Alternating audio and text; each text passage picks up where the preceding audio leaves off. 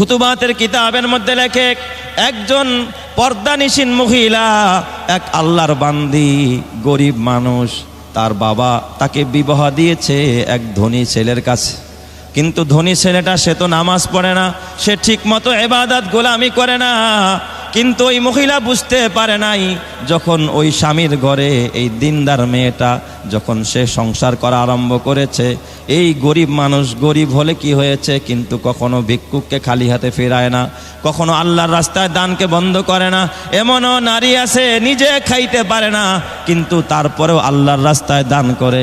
হযরতে ফাতেমাতুজ জোহরা রাদিয়াল্লাহু তাআলা আনহা, আল্লাহর নবীর কলিজার টুকরা মেয়ে, হযরতে ফাতেমাতুজ জোহরার ঘরে খাবার নাই, তারপরেও কোনোদিন ভিক্ষুকরে খালি হাতে ফেরায় নাই। ওই মা বিবাহ হয়েছে গরিব মানুষ, কিন্তু তার স্বামী ধনী। স্বামীর ঘরে যাওয়ার পর একদিন দুপুরবেলায় খাবার খাইতে বসেছে, হঠাৎ দরজার বাহিরে একজন ভিক্ষুক এসে নক করেছে। আয়েশা বলে, মা গো, ঘরে কেউ আসনি? আল্লাহর ওয়াস্তে আমাকে কিছু খাবার দাও। স্বামী বেচারা এসেছিল বড় বদমেজাজি। স্ত্রী ডাক দিয়া বলে, স্বামী গো, একজন ভিক্ষুক এসেছে, তাকে কিছু ভিক্ষা দাও। তুমি যাও তাড়াতাড়ি তাকে কিছু ভিক্ষা দাও অথবা কিছু খাবার দাও। স্বামী ডাক দিয়া বলে, ও বিবি, খাবারের টাইম, এখন ভিক্ষুক ডিস্টার্ব করতেছে, ভিক্ষুককে তাড়ায়া দাও। ভিক্ষুককে আর সময় পেল না ভিক্ষা করার জন্য। বিবি বলতেছে, স্বামী আমার, না না, ভিক্ষুককে আপনি তাড়ায়া দিবেন না, খবরদার স্বামী আমার, ভিক্ষুককে তাড়ায়া দিবেন না। আল্লাহ তাআলা কোরআনে বলেছে, ওয়া আম্মাস সাইলা ফালা তানহার, খবরদার তোমরা ভিক্ষুককে ধমক দিবা না, ভিক্ষুককে তাড়ায়া দিবা না। স্বামী আমার, আপনি ভিক্ষুককে তাড়ায়া দিয়েন না, যা পারেন আপনি ভিক্ষুকরে দিয়ে দেন। কয়, পারলে তুমি গিয়ে দাও। বিবি ডাক দেয়া কয়, স্বামী গো, আমি তো পর্দা করি, আমি ভিক্ষুকের সামনে যাইতে পারবো না। ও স্বামী আমার, আমি যদি ভিক্ষুকের সামনে যাই আমার পর্দা লঙ্ঘন হবে, আল্লাহর হুকুমকে লঙ্ঘন করা হবে, আমি যাইতে পারবো না। আপনি যান, মেহেরবানি করে ভিক্ষুকরে কিছু দিয়ে তারপরে বিদায় করে দেন। স্বামী বেচারায় বদমেজাজি, দরজার সামনে দাঁড়ায়া ভিক্ষুকরে ধমক দিয়া তারপরে বলে, তুই কি আর ভিক্ষা করতে সময় পালি না? গালমন্দ করে তারপরকে খালি হাতে ভিক্ষুকরে ফেরত পাঠিয়ে দেয়। ভিক্ষুকটা এবার কাঁদতেছে, কাঁদতে কাঁদতে ভিক্ষুক যখন রাস্তা দিয়া যায়, ভিক্ষুক ডাক দিয়া বলে, আল্লাহ, গরিব বানাইছো তুমি, আল্লাহ সম্পদের মালিক তুমি, অত ইজ্জু মাংতাসা ওয়াতু জিল্লু মাংতাসা বিয়াদিকাল খাইর ইন্নাকা আলা কুল্লি শাইইন কাদির। আল্লাহ তুমি তো ইজ্জত দেনেওয়ালা, আল্লাহ তুমি তো জিল্লত করনেওয়ালা, আয় আল্লাহ তোমার হাতেই সব। আল্লাহ তুমি আমারে গরিব বানাইছো, সে ভিক্ষা দিতে পারে নাই, যদি আমাকে বিদায় করে দিত তাতেও আমার কোনো কষ্ট ছিল না। আল্লাহ আমি ভিক্ষা চাইলাম, এই অপরাধে আমাকে গালমন্দ করলো।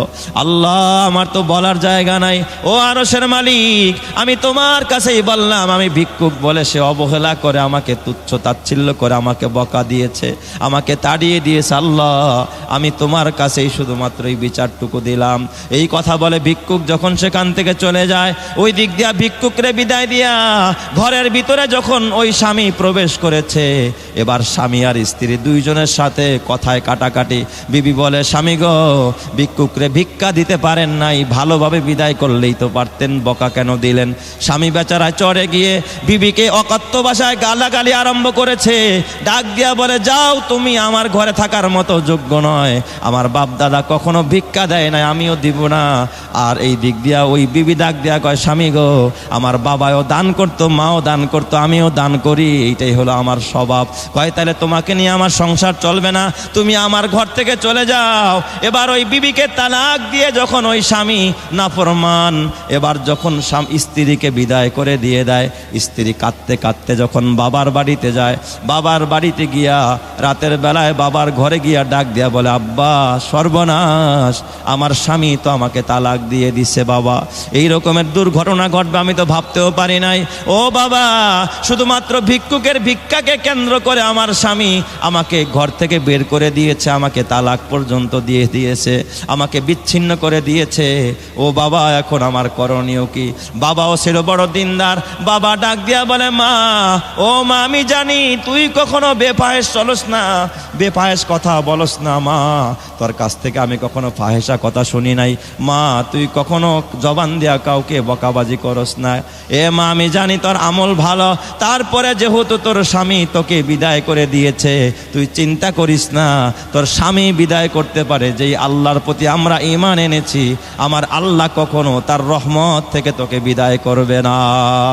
মেয়েটাকে ঘরের ভিতরে নিয়েছে, ডাক দিয়া বলে, মা, তুমি কোরআন তেলাওয়াত করো, আমল করতে আরম্ভ করো, নামাজ পড়তে থাকো, আল্লাহ তোমার জন্য উত্তম ব্যবস্থা করবে। ওই মেয়েটা ঘরের ভিতরে আমল করতেছিল, নামাজ পড়তেছিল, তাহাজ্জুদের সেজদায় যখন কান্না আরম্ভ করে দিতেছিল, আমার রব্বুল আলামিন ওই মেয়েটার প্রতি সন্তুষ্ট হয়ে গেছে। এই দিক দিয়ে অন্য জায়গা থেকে সম্বন্ধ আসতেছে, বিভিন্ন প্রস্তাব আসতেছে।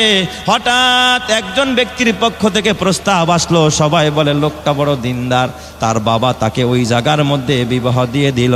ওই স্বামীর সাথে যখন সে সংসার করা আরম্ভ করলো, খুব সুখে সংসার করতেছে। স্বামী স্ত্রীকে বুঝে, স্ত্রী স্বামীকে বুঝে, কারণ ওই ঘরগুলো হলো জান্নাতি ঘর, যেই ঘরের ভিতরে স্বামীও স্ত্রীর মন বুঝে, স্ত্রীও স্বামীর মন বুঝে, ওই ঘরগুলো জান্নাতি ঘর।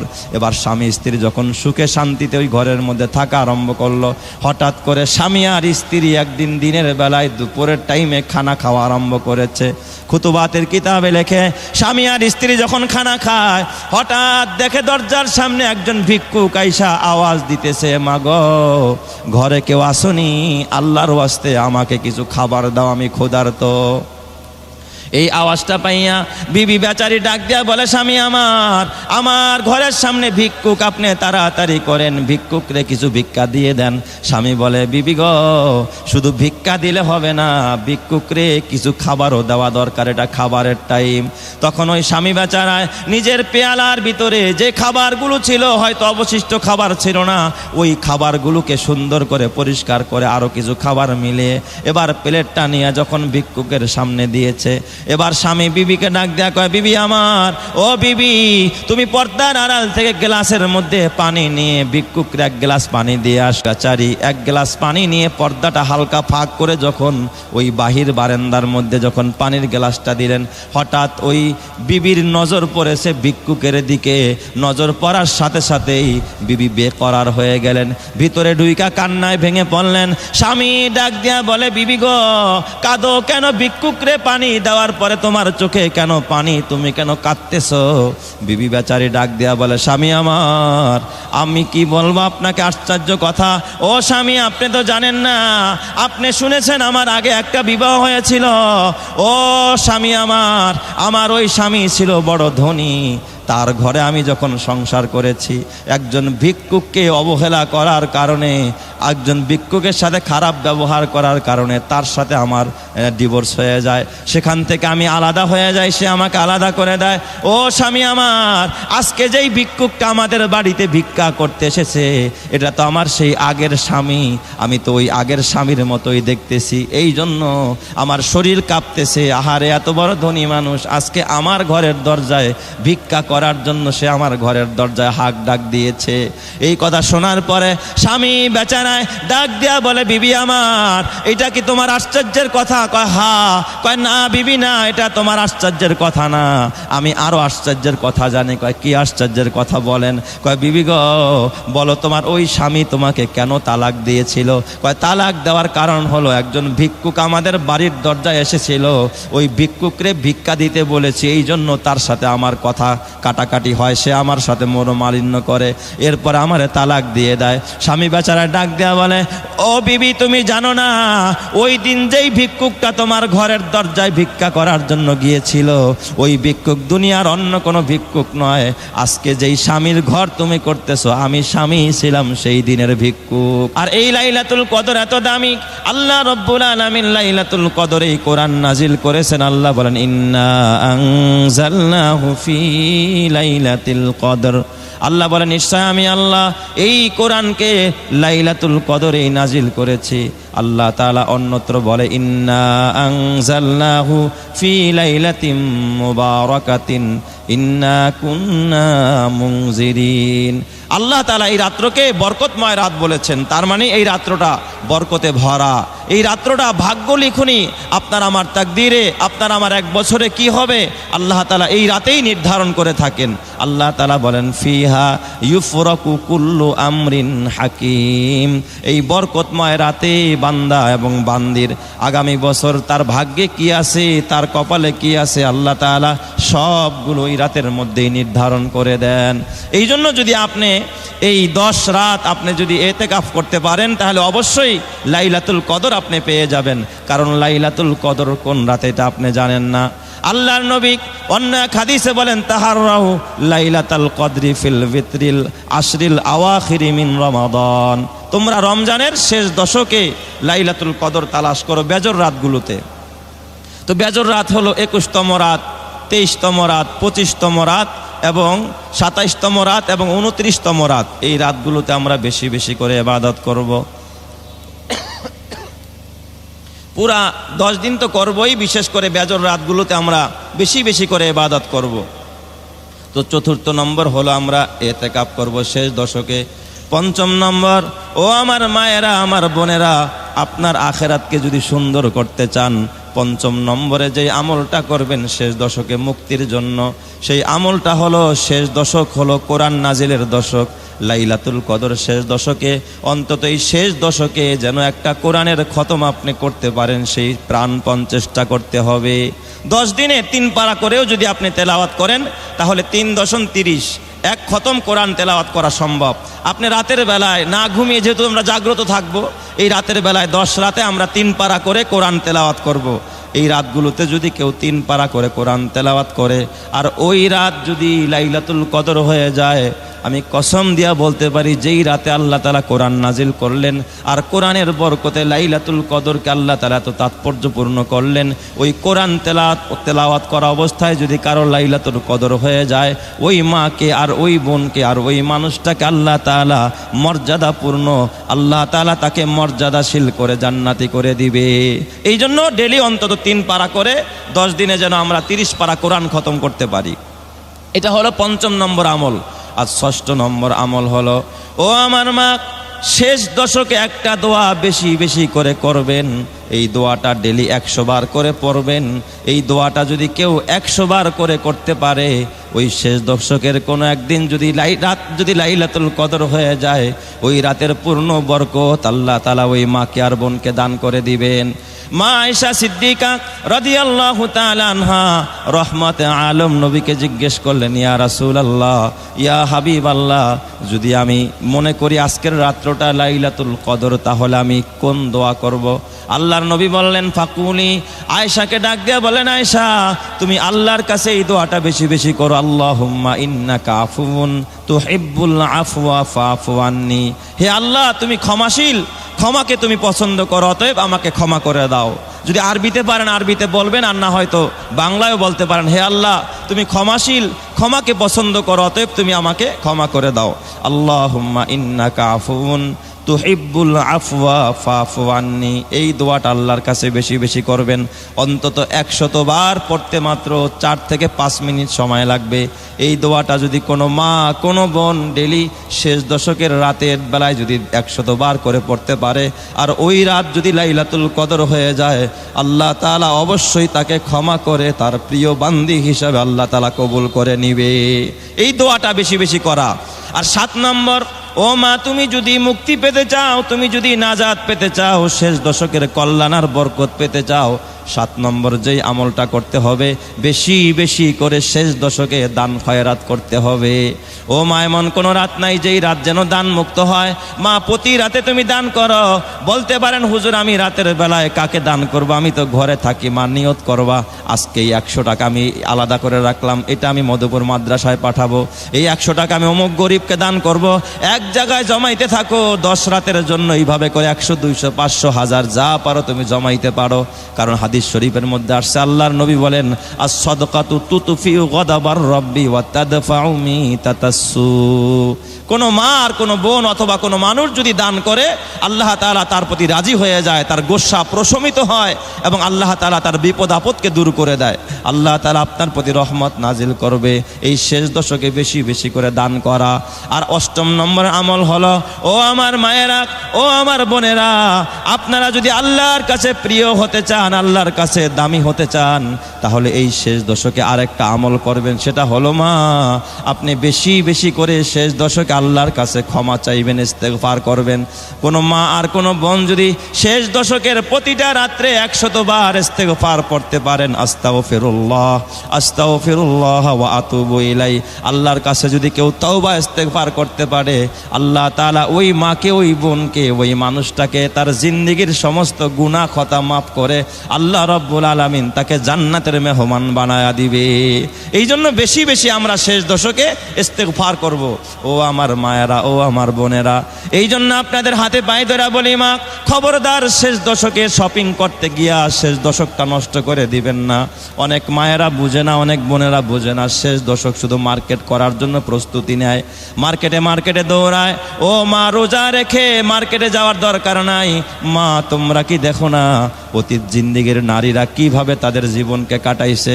ও মা, তুমি যদি আল্লাহকে সন্তুষ্ট করতে পারো, তুমি যদি রসুলের তরিকা মতো চলতে পারো, আল্লাহর হুকুম মানতে পারো, মা তোমার মরতে দেরি হবে, আমার আল্লাহ রব্বুল আলামিন জান্নাতের 8টা দুয়ার খুলে তোমাকে জান্নাতি বানাইতে 1 সেকেন্ডও দেরি করবে না। এই জন্য আমার মায়েরা, আমার বোনেরা, শেষ দশককে আমরা প্রস্তুতি নিব ইবাদতের জন্য, গোলামির জন্য, আল্লাহর সন্তুষ্টির জন্য।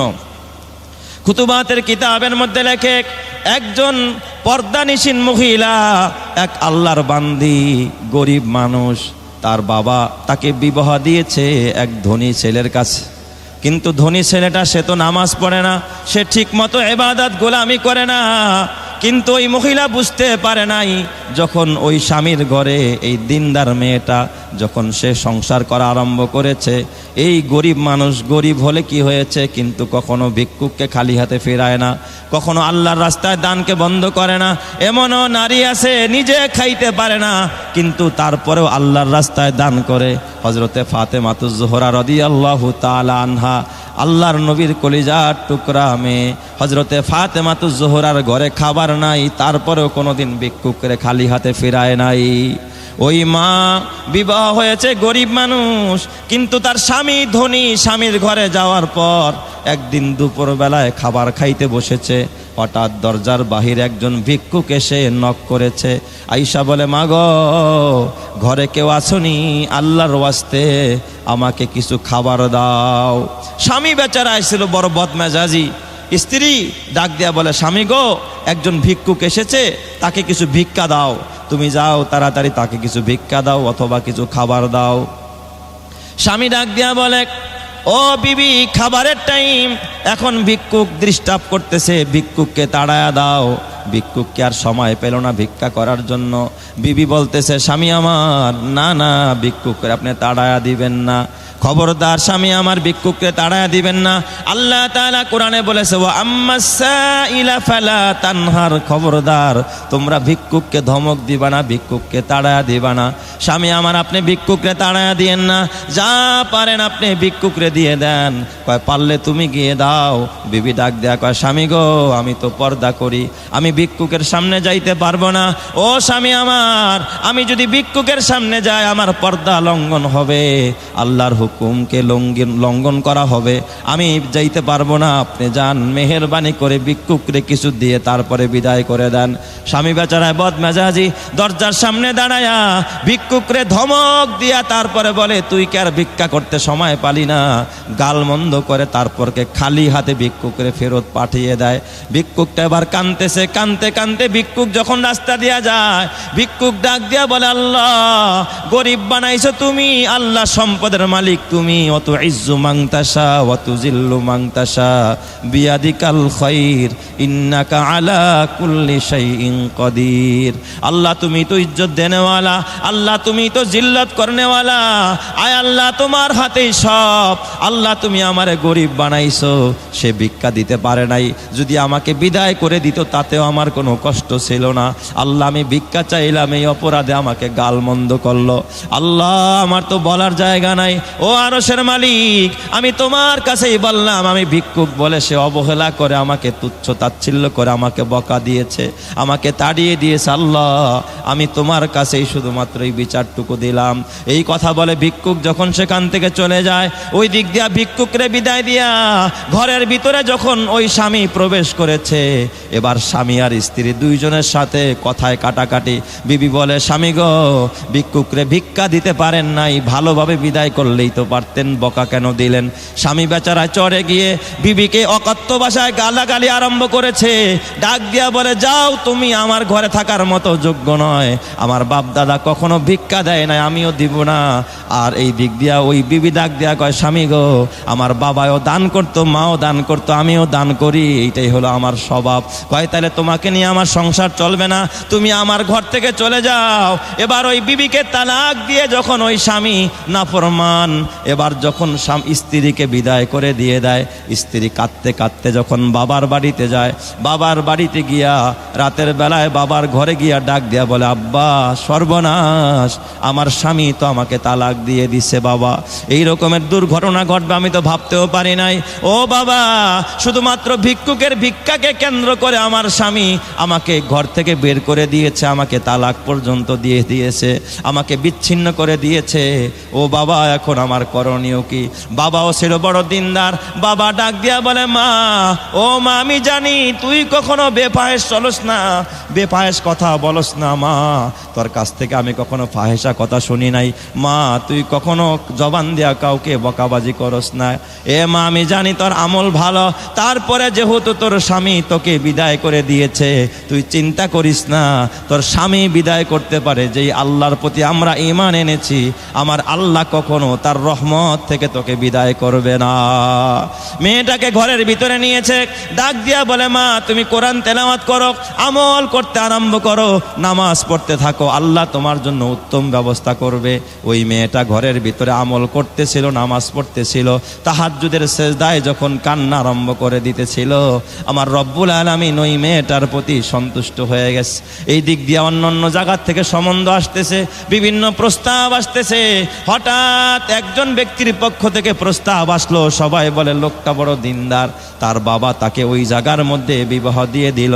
ওই স্বামীর সাথে যখন সে সংসার করা আরম্ভ করলো, খুব সুখে সংসার করতেছে, স্বামী স্ত্রীকে বুঝে, স্ত্রী স্বামীকে বুঝে, কারণ ওই ঘরগুলো হলো জান্নাতি ঘর, যেই ঘরের ভিতরে স্বামীও স্ত্রীর মন বুঝে, স্ত্রীও স্বামীর মন বুঝে, ওই ঘরগুলো জান্নাতি ঘর।